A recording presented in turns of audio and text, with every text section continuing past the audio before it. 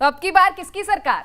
अब की बार जिसकी सरकार 2014 से है, 2019 में फिर दोबारा आया और 2024 में जो है उन्हीं की सरकार आने वाली है। 400 पार तो 100% हम लोग जाने वाले हैं। अच्छा मनीष साहब, इस एक महीने की बात करें या फिर पिछले पूरे एक साल की, बहुत कुछ बदल गया। उस एक साल में वो जेल यात्रा हुई, जिसके बाद मनीष कश्यप जब बाहर आते हैं तो उनका हृदय परिवर्तन हो जाता है। पिछले एक महीने की बात करें तो इतना सब कुछ हुआ है कि बीजेपी में ज्वाइन हो गए, आप बीजेपी के नेता हो गए। वो एक पूरा हमने प्रचार प्रसार का आपका पूरा हम वो देख रहे हैं किस तरीके से। तो कितना मनीष कश्यप को बदला हुआ आप देख रहे हैं जब आईने में रोज अपनी शक्ल देखते हैं? पहले रिस्पॉन्सिबिलिटी कम था, अब रिस्पॉन्सिबिलिटी ज्यादा हो गया है। तो अब सोच समझ के कुछ भी चीजें बोलना है, सोच समझ के कुछ भी चीजें करना है और देश हित में करना है, राज्य के लिए करना है, राज्य के गरीबों के लिए करना है। तो काम वही करना है, लेकिन सोच समझ के करना है। तो अब मैं अपना काम जो है और अच्छे ढंग से कर पा रहा हूँ और बहुत सारे गार्जियन हैं जिनके देख रेख में जो है अपना काम हम लोग करते हैं।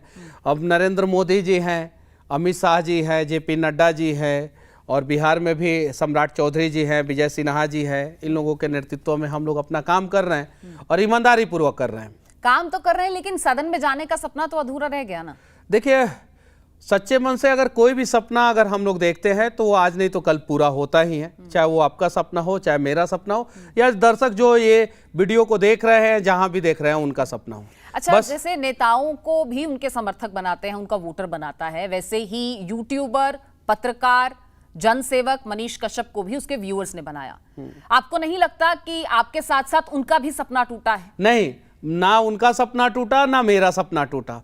उनको मेरे से जो उम्मीद था उस उम्मीद पे मैं खरा उतरूंगा और मुझे जो करना था मैं वो ईमानदारी पूर्वक निष्पक्ष होके करूंगा। बस परिवार अब बड़ा हो गया, पहले परिवार छोटा था, अब और बड़ा हो गया है और दुनिया की सबसे बड़ी पार्टी का मैं सदस्य हो गया हूं, तो जिम्मेदारियां और बढ़ गई है। बस वो जिम्मेदारियों का निर्वाह जो है मैं ईमानदारी पूर्वक करने का प्रयास करूंगा और मैं चाहता हूं कि 2024 का जो चुनाव है, देखिए 3 नारा लग रहा है पूरे भारत में। एक एनडीए गठबंधन नारा लगा रहा है 400 पार, एक कांग्रेस या इंडी गठबंधन, इंडी गठबंधन, जो भी गठबंधन है कांग्रेस वाली, वो लगा रही है 40 पार और बिहार में एक राजद वो लगा रहा है 4 पार। तो राजद का टारगेट है कि 4 पार हो जाए किसी भी हाल में, कांग्रेस का टारगेट है कि किसी भी हाल में 40 पार हो जाए, इज्जत बच जाए, नैया बच जाए, कुछ लोग जाए सदन में सिर्फ हंगामा करने के लिए, और भारतीय जनता पार्टी एनडीए का टारगेट है 400 पार। तो ये 400 पार का जो टारगेट है उसका मैं एक कार्य करता हूं और ईमानदारी पूर्वक उस टारगेट को पूरा करवाने का मैं प्रयास कर रहा हूं। राहुल गांधी तो कह रहे हैं कि पहले मुझे लग रहा था कि 200 सीटें शायद आ जाएंगी, लेकिन अब तो 150 पार करते भी मुश्किल से लग रहे हैं। तो ये बात सही है, 150 उन लोगों का पार नहीं होने वाला है। गठबंधन की बात कर रहे हो? किसका? एनडीए गठबंधन। वो कहीं रात में सोए होंगे और कुछ नशा वशा कर लिए होंगे, प्यारा सा अच्छा सा नशा, और सुबह सपने। ये प्यारा अच्छा नशा कौन सा होता है सर, ये बताइए। मतलब कि कुछ भ्रम का भी नशा होता है ना। क्या सत्ता का भी नशा होता है क्या? नहीं, सत्ता का नशा तो खैर इन लोगों के रग रग में है, जन्मजात है। चांदी का चम्मच लेके राहुल गांधी पैदा हुए थे, लेकिन अब 10 साल से तो नहीं है ना। अब 10 साल से नहीं है, लेकिन इनको अभी भी लगता है कि वही हनक, वही नशा और वही जो है सिस्टम जो है इन लोगों के पास है। लेकिन 10 साल से नहीं, अगले 100 साल तक कांग्रेस जो है भारत के शीर्ष गद्दी पे नहीं आने वाली है, क्योंकि डायनासोर की प्रजाति और कांग्रेस की प्रजाति लगभग एक हो गई है, दोनों धरती से विलुप्त हो जाएंगे। अच्छा, 400 पार का जो नारा दिया जा रहा है, इसका आधार क्या है? सिर्फ पीएम मोदी के चेहरे पर वोट बटोरना चाह रहे हैं? नहीं, पीएम मोदी के चेहरे पे ही नहीं, पीएम मोदी के साथ जितने भी सांसद हैं उन सब ने काम किया और सबके चेहरे पे वोट बटोरा जा रहा है। और 1-2 अगर मान लीजिए आप लोगों के नजर में लगता होगा कि 1-2 ने नहीं काम किया, तो बहुत सारे लोगों का टिकट बदला भी गया, लेकिन हम पीएम मोदी के चेहरे पे क्यों ना वोट मांगे? जिस मोदी ने पूरे भारत को मजबूत किया, जिस मोदी ने महंगाई को कंट्रोल किया, जिस मोदी ने 115 यूनिकॉर्न कंपनी बनाया। कहां महंगाई कंट्रोल हुई? आप महंगाई कहां? अरे मैडम, मोबाइल उठाइए, 4.6%। अरे आप भी तो पूर्व पत्रकार हैं। अरे पत्रकार तो आप भी हैं, आप बताइए। अरे आज का मैं बात कर रहा हूं, आज का। 4.6% महंगाई दर है अभी इस महीने का। आरबीआई ने कल जो है डेटा जारी किया है कल, और पूरे साल का सबसे निचले। पता है आपको क्या सिलेंडर कितने का मिल रहा है? आप बता दीजिए, आप बताइए ना। आपसे मैं पूछना चाहता हूं, आप बता दीजिए। 400-500 की बात हो रही थी, हाँ। अब हजार रुपए की बात हो रही है। किसको 1000 रुपया में? राहुल गांधी को भी 700 रुपया में मिल रहा है सिलेंडर। तो 400 से तो 300 महंगा ही हुआ ना। तो 400 से 300 महंगा हुआ। जब कांग्रेस की सरकार 2004 में आई, उस समय सिलेंडर का प्राइस जो है वो 220 रुपया था। 220 रुपया। तो महंगाई कम करने की बात हुई थी, बढ़ाने की बात तो नहीं हुई थी। मुझे तो इस पे क्लियर कर देने दीजिए। महंगाई, आपने बहुत अच्छा टॉपिक छेड़ा, और पूरे न्यूज चैनलों पे डेवलपमेंट पे और महंगाई पे बात होना चाहिए, तब पता चलेगा भारतीय जनता पार्टी ने कितना महंगाई कंट्रोल किया। नरेंद्र मोदी जी ने। लेकिन आप तो जो प्रचार कर रहे हैं 370 और राम मंदिर की बात कर रहे हैं, मैंने आपके बहुत सारे वीडियोस देखे हैं। 370 का बात क्यों नहीं करेंगे? 370 से जो है हमारा देश मजबूत हुआ है। हमारा जो है अर्थव्यवस्था का एक बड़ा अमाउंट जो है कश्मीर में बेवजह खर्चा होता था, आज वो खर्चा नहीं होके जो है हमारे सेना को मजबूती में प्रदान हो रहा है। तो क्या विकास और महंगाई मुद्दा नहीं है? पीओके पे क्यों नहीं? क्या इसी मुद्दे पर चुनाव लड़ रहे हैं? महंगाई है ही नहीं। महंगाई है कहाँ? आप महंगाई नहीं है, कहाँ है? आप बताइए ना। मैं वहीं आरबीआई इसका जवाब आपको बिहार की जनता देगी कमेंट सेक्शन में। 4.5% दर है महंगाई का, आज का मैं डेटा बता रहा हूं। इसका जवाब आपको बिहार की जनता देगी। आप कह रहे हैं कि बिहार महंगाई बिल्कुल नहीं है। एकदम नहीं है महंगाई। रोजगार भी प्रॉपर मिल रहा है सबको। देखिए, मैं रोजगार पे अभी चर्चा ही कर रहा था, तब तक आपने बीच में काट दिया। 115 यूनिकॉर्न कंपनियां बनाई गई, और पूरे दुनिया में स्टार्टअप के मामले में भारत तीसरे नंबर पे आया। जो टॉप 20 ये कागज में बना दी गई है, वहां लोग काम भी कर रहे हैं। अच्छा सुनिए, कागज में कि जमीन पे यूनिकॉर्न कंपनी 115 बनी कि नहीं बनी? कितने लोग हैं वहां काम कर रहे हैं? कहां पे? जो आप कंपनीज बता रहे हैं, कौन सी कंपनी में? आप नाम बताइए। आप ही कह रहे हैं ना यूनिकॉर्न कंपनीज का आप नाम ले रहे हैं। फॉक्सकॉन, सुनिए, फॉक्सकॉन पहले जो मोबाइल हुआ करता था हमारा मेड इन चाइना हुआ करता था, टीवी जो है मेड इन कोरिया हुआ करता था, यहां तक कि रेडियो भी हम लोग खरीदते थे तो मेड इन जापान खरीदते थे। अभी फॉक्सकॉन ने इतना बड़ा कंपनी डाला है भारत में, जिसमें 50-50 हजार लोग काम करते हैं। एप्पल मोबाइल जो है टाटा मैन्युफैक्चर कर रहा है, एप्पल के साथ मिलकर बेंगलुरु में। बिहार में कौन से प्लांट लग रहे हैं? कौन सी कंपनियां हैं? बिहार पे आइएगा तो बिहार पे बात करेंगे। आप देश पे बात कर रही है तो देश का विकास में बिहार की बात करिए। और बिहार की जब बात कीजिएगा तो बिहार में रोजगार पे थोड़ा कम काम हुआ है, और ये मैं खुल के बोल रहा हूं। और बिहार में रोजगार पे काम होना चाहिए था, वो क्यों नहीं हुआ? तो नीतीश बाबू ने ऐसा काम क्या किया है? रोजगार आप कह रहे हैं मिला नहीं बिहार में, आप खुद कह रहे हैं। 2012 के बाद से स्टेबल गवर्नमेंट बिहार में नहीं था। नहीं था। किसकी गलती है? वो हम बिहार के पॉलिटिक्स की गलती है। बिहार के पॉलिटिक्स की गलती है, अनस्टेबल गवर्नमेंट की गलती है। और जो बार बार जोड़ तोड़ की सियासत हो रही है वो किसकी गलती है? नहीं होना चाहिए था। भारतीय जनता पार्टी नहीं, भारतीय जनता पार्टी अपनी जगह पे थी, है और रहेगी। भारतीय जनता नीतीश कुमार का क्या करेंगे? भारतीय जनता नीतीश कुमार का क्या कहेंगे? नीतीश कुमार जी एक अच्छे नेता हैं, और उनके बारे में हम लोग इसलिए जो कभी यहाँ कभी वहां, फिर वहां, मैं वहां हरगिज नहीं जाऊंगा, फिर वहां चले जाते हैं।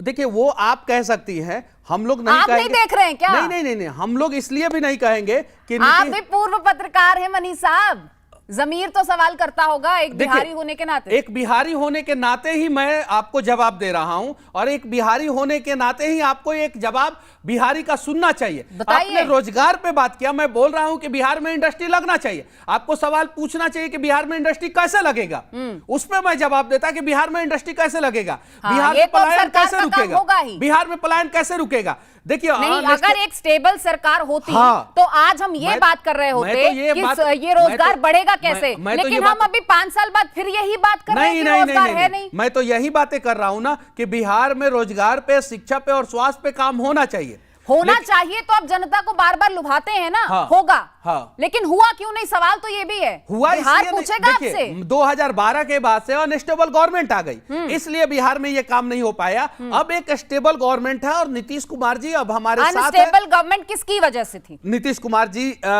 मतलब कि आरजेडी में चले गए, और आरजेडी में चले गए तो आरजेडी के वजह से अनस्टेबल गवर्नमेंट हुआ। नीतीश कुमार जी गए, नीतीश कुमार जी के वजह से अनस्टेबल गवर्नमेंट हुआ। भारतीय जनता पार्टी की वजह से अनस्टेबल गवर्नमेंट रही है। भारतीय जनता पार्टी की वजह से अनस्टेबल गवर्नमेंट नहीं हुआ। के साथ रहे। भारतीय जनता पार्टी की वजह से कभी भी अनस्टेबल गवर्नमेंट नहीं हुआ। अटल बिहारी वाजपेयी जब प्रधानमंत्री बने तो किसके पास गए नीतीश कुमार? क्या वो बीजेपी के पास नहीं गए? हाँ, अभी है, बीजेपी के साथ है फिर? और भारतीय जनता पार्टी के साथ जो है स्टेबल गवर्नमेंट है बिहार में, और अब काम होगा। क्योंकि अब उदाहरण दे देने जी। अच्छा, एक मेरी बात बताइए, क्या जनता इस बात में कंफ्यूज नहीं होगी कि हम बीजेपी पे भरोसा करें या हम नीतीश कुमार पे भरोसा करें? भारतीय जनता पार्टी पे 100% पलट गए तो? नहीं, भारतीय जनता पार्टी कभी पलटी ही नहीं है। भारतीय जनता पार्टी जो विचारधारा था वो है और जिंदगी भर रहेगा। क्या गृह मंत्री ने ये नहीं कहा था कि नीतीश कुमार वापस नहीं आएंगे इस पार्टी में? अब देखिए, गृह मंत्री जी ने उस समय के सिचुएशन के हिसाब से कहा था। देखिए, आप कह रहे हैं बीजेपी नहीं पलटी है? बीजेपी नहीं पलटी है, बीजेपी अपने जगह पे जो थी। गृह मंत्री जो बयान देते हैं, हाँ। क्या वो बीजेपी का बयान नहीं है?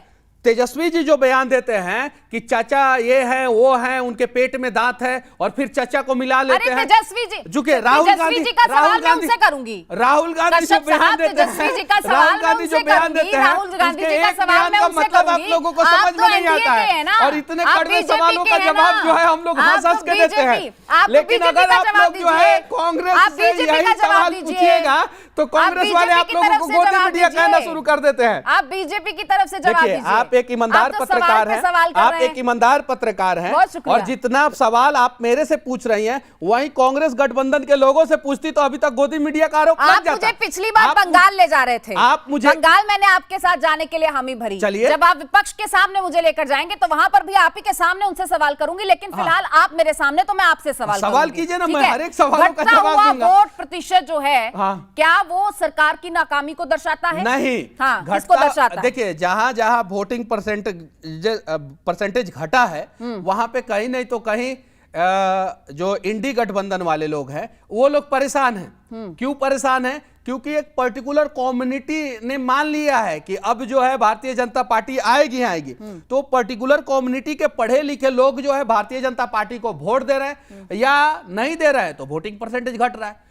बाकी भारतीय जनता पार्टी के को वोट देने वाले लोग जो है ना, पहले भी थे, आज भी थे और कल भी रहेंगे। आपने एक सवाल छेड़ के गोल घुमा दी। नहीं, मुझे ये बताइए कि दुनिया गोल है, जो कम हुआ है, क्या ये जनता की निराशा को नहीं दर्शाता? नहीं, जनता की, देखिए, भारतीय जनता पार्टी के वोटरों की निराशा को नहीं दर्शाता है, ये कांग्रेस के वोटरों की निराशा को दर्शाता है, जिनको तो कांग्रेस में भरोसा ही नहीं रहा। वोटिंग प्रतिशत बढ़ता ना एकदम धीरे धीरे। तो अभी 5वां चरण का है, 4 चरण बीत गए, 4 चरण 7 में से 4 बीत गए, हाँ। और वोटिंग प्रतिशत जो घटा हुआ है। 4 तारीख को जब रिजल्ट आएगा तो आपको खुद पता चल जाएगा कि किसकी सरकार बनी है। और सुनिए, 4 तारीख के रिजल्ट के बाद आप बुलाइएगा मुझे और फिर वही सवाल पूछिएगा। जो पीछे की स्टडीज बताती हैं, जो आंकड़े बताते हैं कश्यप साहब, वो यही कहते हैं कि जब जब वोटिंग प्रतिशत कम हुआ है तब तक सरकार के खिलाफ ही हुआ है। हाँ, 4 तारीख को रिजल्ट आ जाएगा सामने, आप देखिएगा, और 4 तारीख को आप अपने चैनल पे जो है यही चीजें चलाइएगा कि भारतीय जनता पार्टी की तीसरी बार सरकार बन गई,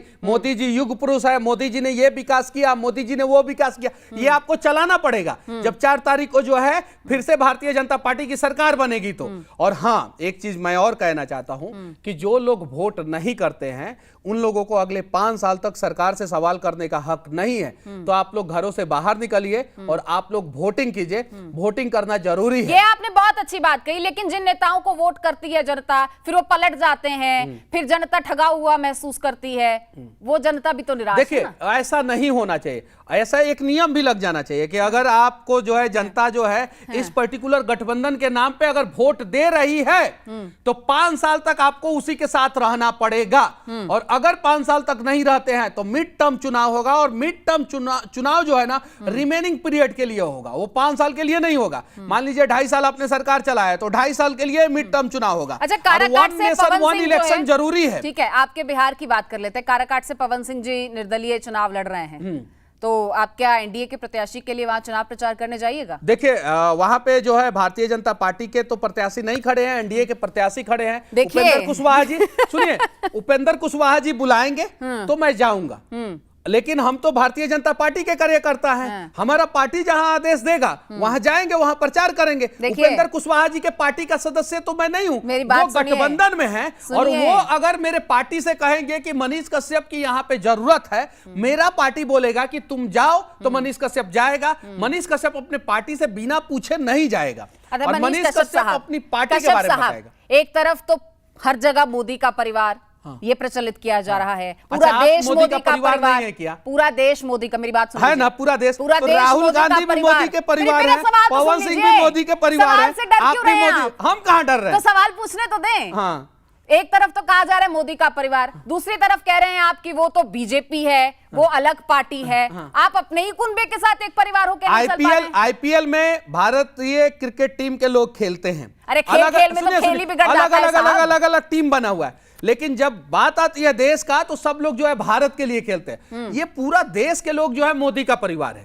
उनकी अपनी विचारधारा है, अलग अलग विचारधारा है, अलग अलग पार्टियां हैं, लेकिन परिवार तो मोदी जी का ही है। 400 पार में तो आपके उपेंद्र कुशवाहा भी आएंगे एकदम ना? बिल्कुल है। या सिर्फ बीजेपी 400 पार कर लेगी? देखिए, आपका अगर पड़ोसी आपको बोलेगा कि आप आइए और हमारे लिए ये काम कीजिए, तो आप अपने घर के मुखिया से, आप अपने मम्मी पापा से पूछिएगा ना कि बगल वाले अंकल जो है हमें बुला रहे हैं, हम जाए कि नहीं जाए। मनीष कश्यप बीजेपी के, हाँ ठीक है, बीजेपी एनडीए की, हाँ, और एनडीए के उपेंद्र कुशवाहा, एकदम तो एक परिवार हुआ ना? एकदम। तो उपेंद्र कुशवाहा के पक्ष में वोट अपील तो कर दीजिए। अरे तो उपेंद्र कुशवाहा जी अगर हमें बुलाएंगे एकदम बिल्कुल जाएंगे, क्यों नहीं जाएंगे? और 400 पार में अपने परिवार के लिए एक वोट अपील तो यहाँ से कर एकदम बिल्कुल हमारा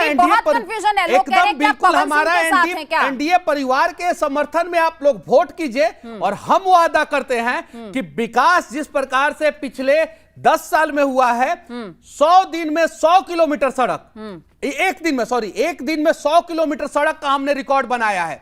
दुनिया का सबसे लंबा एक्सप्रेसवे बनाया है, सबसे चौड़ा एक्सप्रेसवे बनाया है, 15 नए एम्स का स्थापना किया है हमने, कश्मीर से धारा 370 हटाया है। राम मंदिर से विकास कैसे संभव है, वो एक छोटा सा बच्चा का वीडियो वायरल हो रहा है कि वो 7 साल 8 साल का बच्चा जो है 60,000 रुपया महीना कमाता है। ये सारा काम क्या? सुनिए एक मिनट, लेट मी फिनिश। आपने एक सवाल मेरा मुझे लेने दीजिए। आपने कहा कि अगर यादव के नाम पर आपको वोट करना है तो खेसारी लाल यादव को छोड़कर किसी भी यादव को वोट करिए, और अब आपका एक और वीडियो वायरल हो रहा है उन्हीं खेसारी लाल यादव को छोड़ के। ये वीडियो ही नहीं है, ये 2 वीडियोस वायरल हो रहे हैं। दिखाइए एकदम, आप अपने आपको दिखाए जाएंगे, स्क्रीन पे दिखाइए। हमने बोला है कि यादव के नाम पे वोट करना है तो लालू यादव को क्यों कीजिएगा?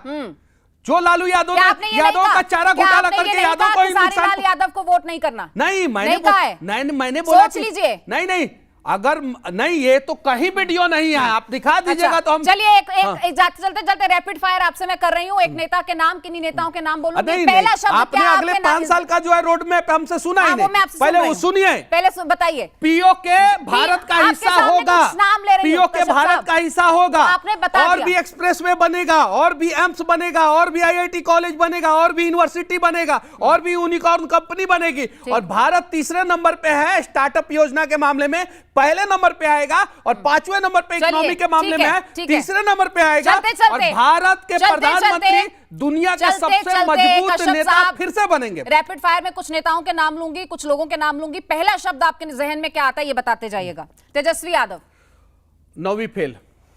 नेहा सिंह राठौर, उनके बारे में तो हम सोचते ही नहीं है। अच्छा, मनोज तिवारी, मनोज तिवारी ने दिल्ली के लिए अच्छा काम किया। एक शब्द बोलना था। पीएम मोदी, सशक्त नेता। कन्हैया कुमार, टुकड़े टुकड़े गैंग। राहुल गांधी, कॉमेडियन। लालू यादव, चारा घोटाला। नीतीश कुमार, बिहार के बेदाग मुख्यमंत्री। बेदाग। और मनीष कश्यप, मनीष कश्यप राष्ट्रवादी, युवा। और कुछ आप बता दीजिए, मैं अपने बारे में बताऊंगा तो फिर आपने मतलब इतना बड़ा इंटरव्यू में आप पहली बार मुस्कुराई हैं, तो आप बता दीजिए, क्योंकि आप जज करने वाली हैं। यहाँ तो हम लोग अपने बारे में जज थोड़ी करेंगे, सवाल भी तो सरकार के लोगों से ही पूछा जाता है। हमसे इतना सवाल पूछी, हमने कभी आरोप लगाया क्या कि आप विपक्ष से पैसा ली हैं? नहीं, क्योंकि मुझे पता है आप। सुनिए, मतलब जो विपक्ष पूरा कंप्लीट तो करने दीजिए। एक मिनट, नहीं, आप कटवा दीजिएगा और इतना ही जो है रील बनेगा और मीम्स बनेगा। आप एक ईमानदार पत्रकार है, आप कितना भी कड़वा सवाल पूछिएगा, हमारा फर्ज बनता है कि हम उसका जवाब देंगे। आपके ऊपर झूठा मुकदमा भी नहीं करेंगे, एनएसए भी नहीं लगाएंगे, आपसे नाराज भी नहीं होंगे, आप दोबारा बुलाइएगा फिर आएंगे। लेकिन अगर आप इंडी गठबंधन या कांग्रेसी से या तेजस्वी यादव की पार्टी से अगर 4 को कड़वा सवाल पूछ लीजिएगा, यूं में कुर्सी तोड़ना शुरू कर देंगे और गोदी मीडिया कहना शुरू कर देंगे और फिर दोबारा आपके पास नहीं आएंगे और आप लोगों का बायकाट कर अब देंगे। देखिए मीडिया क्या करे, कोई गोदी मीडिया कहता ईमानदार है होता है। तो कोई कहता है विपक्ष से सब पैसा ले नहीं, लिया। नहीं, नहीं। 4 दिन हुए हैं अभी आपको राजनीति में, मैंने- सवाल तो पूछे जाएंगे हाँ, एकदम कश्यप बिल्कुल साहब, पूछिए, और हर एकदम। सवाल का जवाब अरे आपको देना दूंगा होगा। मैं, और आप लोग ईमानदारी से ऐसे ही पूछिए, क्योंकि अगर आप लोग जिस दिन बिक गए ना उस दिन देश बिक जाएगा। कोई नहीं बिक और रहा है आप लोग साहब। सुरक्षित है, इसलिए कोई नहीं देश बिक रहा है, सुरक्षित हर कोई अपने हक की रोटी खा रहा है, एकदम। ईमानदारी की रोटी खा रहा है, एकदम। और यही देश का संविधान भी कहता है, यही हमारी शिक्षाएं भी कहती हैं। बहुत शुक्रिया हमसे बातचीत करने के लिए, हर सवाल का बेबाकी से जवाब देने के लिए संविधान मनीष कोई खतरे कश्यप में नहीं ना साहब। है। बहुत शुक्रिया संविधान आपका कोई हमसे खतरे बात में नहीं करने ना के है। लिए।